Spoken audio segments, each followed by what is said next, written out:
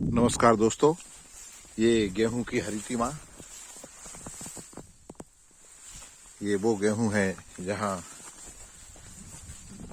जो हमारा प्रमुख भारतीय अन्न है और दुनिया भर के लोगों के लिए एक बड़ी खाद्य सामग्री है। गेहूं की बालियां आने लगी हैं गेहूं में। ये अभी शुरुआत है और जब ये और बड़ी हो जाएंगी और पक जाएंगी तब पीली पीली स्वर्णिम आभा उनसे आने लगती है और फिर उनका पूरा हार्वेस्टिंग होकर जब गेहूं के दाने आते हैं और किसानों के हाथों से सहेज कर जब देश भर की मंडियों में जाते हैं तो वहां से लोगों के घरों तक पहुंचते हैं और गरम गरम गोल गोल रोटियां मिलती हैं जो कि हर भूख का एक सपना होती हैं। एक कवि ने कहा है कि जब आदमी के पेट में आती हैं रोटियां, फूली नहीं बदन में समाती हैं रोटियां। ये गेहूं उनका आधार है, उन रोटियों का। इसी गेहूं की फसल से गेहूं आता है और गेहूं से रोटी बनती है। रोटी से भूख मिटती है और शरीर को एनर्जी, ताकत मिलती है, ऊर्जा मिलती है और जीवन चलता है। इसलिए किसान को अन्नदाता कहा जाता है। मुझे याद है एक संगमन के साहित्यिक संगमन के कार्यक्रम में चंदेरी में, जो कि प्रमुख ऐतिहासिक और पर्यटन नगरी है मध्य प्रदेश की, वहाँ मूर्धन्य साहित्यकार गिरिराज किशोर जी, मैं वहीं था उस समय उस आयोजन में। खाना खाने के उपरांत पानी पीकर कहते हैं, अन्नदाता सुखी भवा। मुझे अच्छा लगा। उन्होंने कहा, जब मैंने पूछा कि आप हर बार ऐसे ही कहते हैं किसान के लिए, उन्होंने कहा हाँ, जब से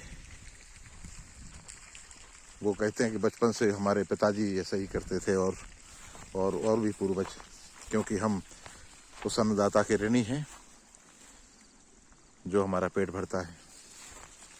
गिरिराज किशोर जी ने पहला गिरमिटिया उपन्यास लिखा है और वो बहुत प्रसिद्ध हुआ है। गांधी जी के बारे में है, उन गिरमिटिया मजदूरों के बारे में जो अंग्रेजों द्वारा गन्ने की खेती के लिए भारत से ले जाए गए थे और अब वहाँ के निवासी हैं। उन्हीं में से मंत्री, प्रधानमंत्री बनते हैं, देश के शासक बनते हैं। फिजी, सूरीनाम और तमाम देश उसमें शामिल हैं। इस तरह के मॉरिशस, ये जो तालाब है, ये अभी गेहूं देख रहे हैं, ये भी तालाब, यहाँ पानी भरता है बारिश में। अभी तो पिछले वीडियो में मैंने बताया था कि ये पार जो ये तालाब पिताजी ने बनवाया था और मैं उसकी पार पर चल रहा हूँ। ये तमाम बोरों से पानी आता हुआ यहाँ इकट्ठा हो जाता है इसकी खत्ती में। बाकी तालाब को बो दिया गया है और इसको फिर दूसरी इस तरह से मोटर द्वारा और कहीं इसको ले जाया जाता है। इधर इस पानी में सूरज की आभा, प्रतिबिंब सूरज का।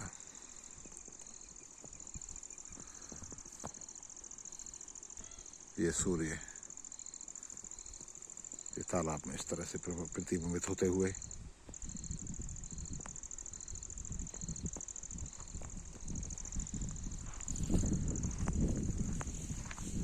जब मैं छोटा था तब पिताजी ने ये तालाब बनवाया था।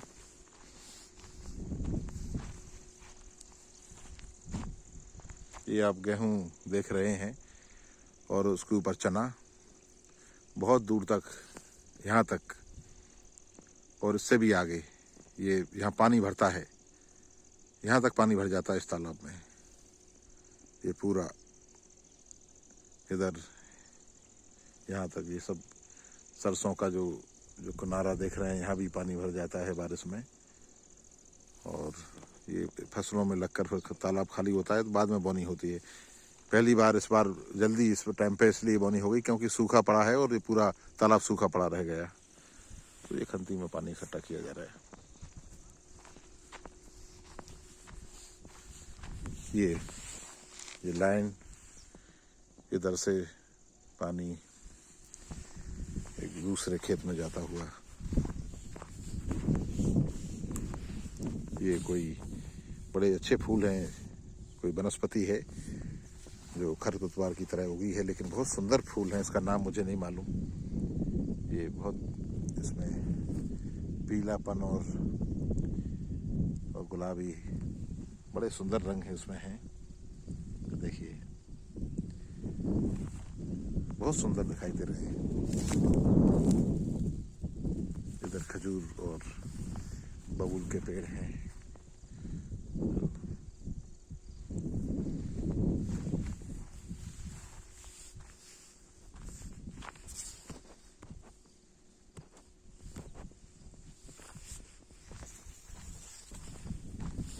यहाँ इस तरह से पानी एक यहाँ से अंडरग्राउंड करके ये पाइपलाइन यहाँ गई है और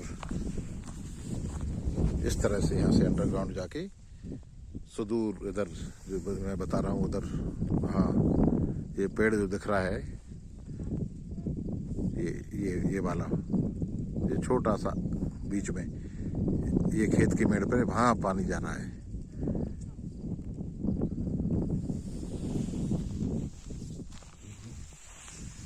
ये सड़क का काम और एक ये बेशर्म जिसको कहते हैं, हाइपोमिया, जिसको वनस्पति शास्त्र में इसका बॉटनिकल नेम है। ये हाइपोमिया का फूल है।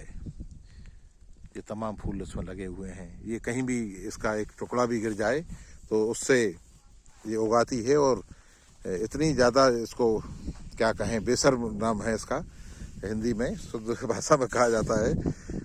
तो कहा जाता है कहीं भी गिर जाए तो ये इतनी सारी हो जाती है, इसको मिटाना मुश्किल हो जाता है। पहले बागलों में इसका खूब उपयोग होता था, बहुत कम देखने को मिलती है, लगभग लुप्त प्राय हो गई है।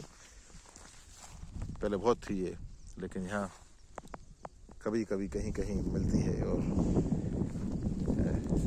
आजकल ये जो है, मुझे लगता है पॉलिटिकल लीडर्स में ये तब्दील हो गई है तो नाम लुप्त हो गया है। बेशर्म ये नहीं रही, लोग हो गए। तो ये इसका झाड़ हाइपोमिया, और तारों पर पक्षी विश्राम करते हुए इनका अपना आनंद है। और झूलते हुए तारों पर इनका विश्राम स्थल। ये कहीं भी अपना पेड़ कम हो गए तो ये तारों पर भी बैठ जाते हैं। और सूरज अस्ताचल की ओर है। हल्की सी घटा में धूप का नामो निशान नहीं, वो ठंडी हवा चल रही है।